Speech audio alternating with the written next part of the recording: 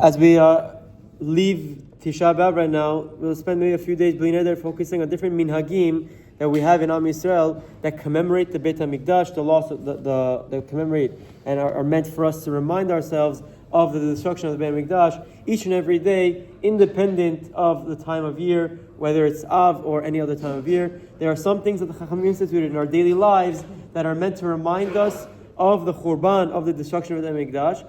The most famous and classic examples revolve around the wedding that we sing Im Eshkachech, and obviously that one's more well known, but maybe we'll speak about the few lesser known ones that are also equally important in the eyes of the Chachamim. So the first, when anyone discusses these things, this is in Shulchan Aruch Siman Tav Kuf Samech.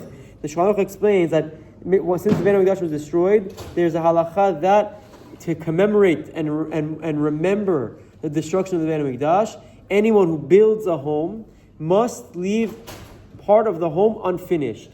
No paint, part of the wall, no paint, no plaster, empty, to see it and commemorate the destruction of the Bet Hamikdash and the loss of the destruction of Yerushalayim and the loss of Bet Hamikdash. Now, the Kav HaChaim adds that someone who does fulfill this halacha, it's a nice comment. It says his house will be protected forever and his home won't see anything bad happen to it. So that's a nice idea behind it. But the reason is the Gemara and the halacha explain that we have to remember the Churban, remember the Bet Hamikdash, what we're lacking in our lives, not just on Tisha B'Av, but beyond that as well. The halacha explains that this needs to be a square, first and foremost. It needs to be a square, and the size of this is an amma by an amma.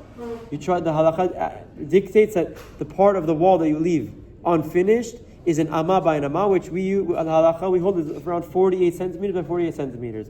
The poskim write that this should be square, not rectangular, or it should be try to make it a proper square, 48 long, 48 wide, to commemorate the destruction and the lack of the Bet Hamikdash. The halacha also explains that there should not be any paint or plaster. Now we'll wrap up with this and we'll continue later tomorrow.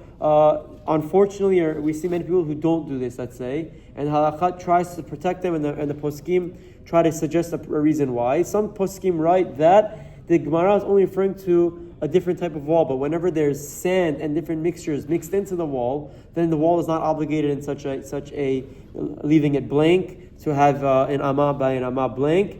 Nevertheless, many achronim say that if one can, even in our walls and our plaster and our types of in our modern day structures, we should strive to put this amma by amma blank space. We'll continue with these halachot upcoming days and learn how to commemorate the destruction of the Bet Hamikdash. Have a wonderful day.